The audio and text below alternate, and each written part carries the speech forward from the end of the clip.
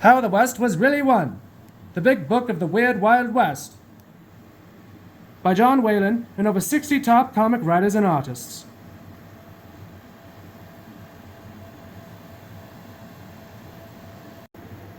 Today we will be reading A Scalp for a Scalp from the Clashing Cultures section of How the West Was Really Won. The Big Book of the Weird Wild West by John Whalen.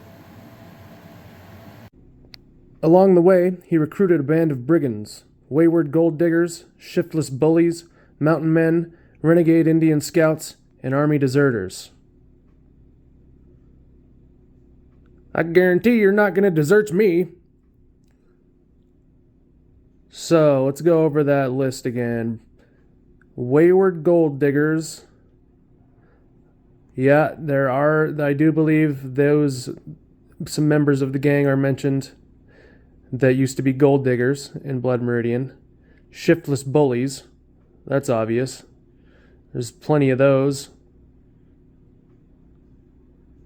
What's his name? David Brown, I would say, would be a shiftless bully.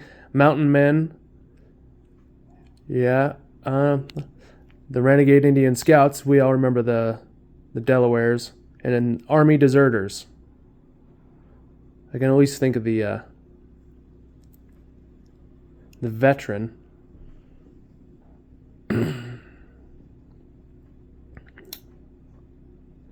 All right. And none of Glanton's gang of misfits was more misfit than Judge Holden. 6'6" and pale as a corpse, the judge was thought by Glanton's men to be the strangest beast in the desert. And there he is, everybody. A rendition of the judge. He's holding his book or his papers, and he's feeding a rat to a dog because he's a dick. It's really not the cruelest thing I could think of for the judge to be doing, but okay. Jess, what is he a judge of?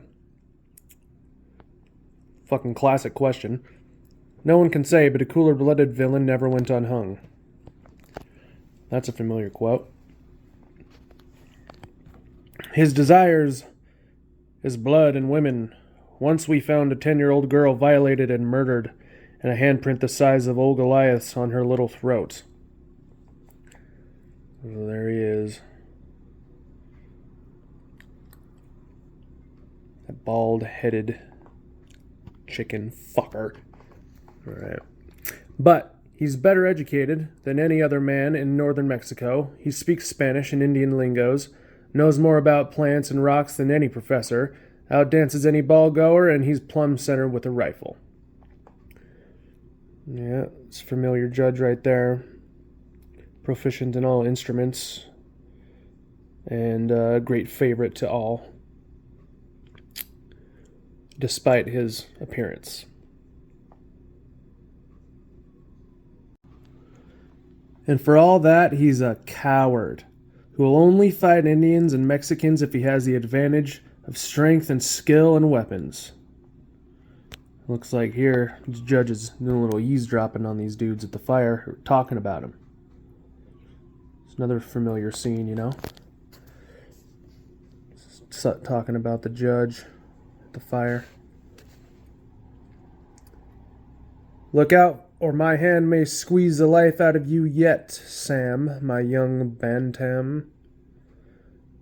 That, at any rate, was the Judge Holden described by Samuel Chamberlain, who claimed in his memoir, My Confession, to have ridden with the Glanton gang. Of course, some say Chamberlain's story was 1 part confession and 3 parts confabulation. Well, let's look at this picture here.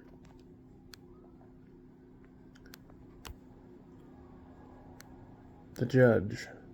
Big slug-like. Trunk body. Huge body. I kind of like this version of the judge. Kind of big and fat.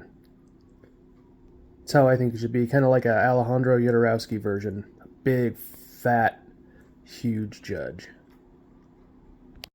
But there's no doubt that John Glanton was entered into a devil's deal with the Chihuahuan governor. to deliver Apache scalps cut with the right ear attached as proof of death. Damn, that's brutal. I don't think I ever heard about that before. I think I might have heard it in an old documentary on YouTube or something. I think I might have heard that before, but definitely didn't hear it in Blood Meridian. Bounty for Apache scalps, $200 a man, $150 a squaw, and papoose. Which I do believe is the word for child. Oh man. There's something new for you, some brutality. In fact, Glanton was so dedicated to Indian butchering, he soon created a shortage of Apache. There it is. In the classic Blood Meridian imagery of dead, scalped Indians burning wiki-ups in the desert.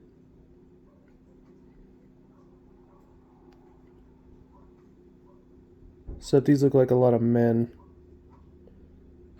I'm used to it being women and children and elderly people. So the canny entrepreneur expanded his franchise, plundering the scalps of Mexicans and friendly Indians with his gang often disguised as Apaches. Whoop, whoop! Yeehaw! Remember the Alamo! Look at these brutal sons of bitches, yup. Just like in Blood Meridian, they've descended to Stone Age level barbarians with these Stone Age war clubs, bone necklaces, conserving the ammo, you know. There's nothing about them to suggest the discovery of the wheel besides their weapons, besides their guns and buckles. Oh my god, a dead woman.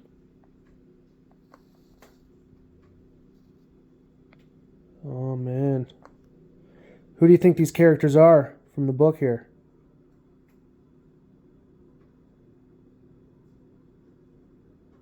Guess is as good as mine.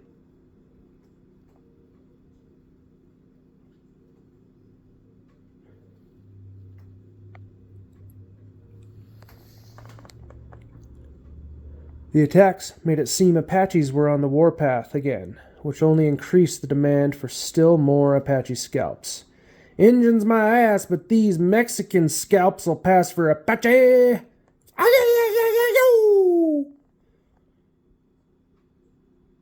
Yeah, there's Glanton.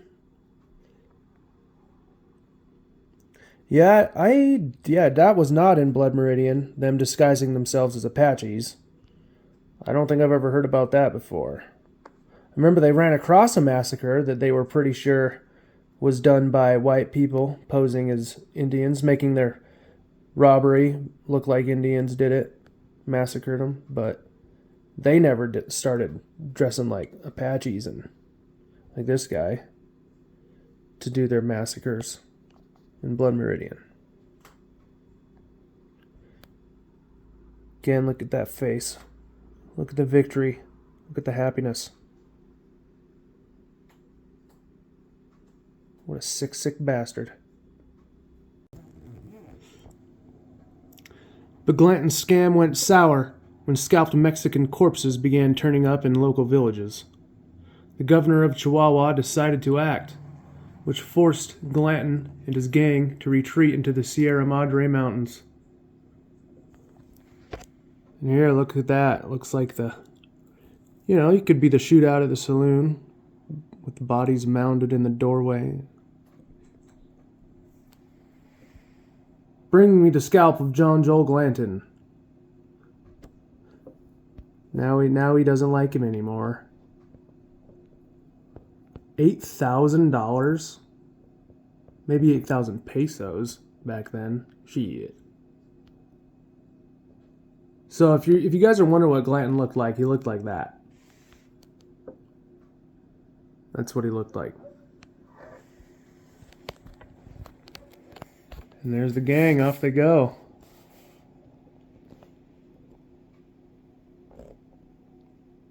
To be continued.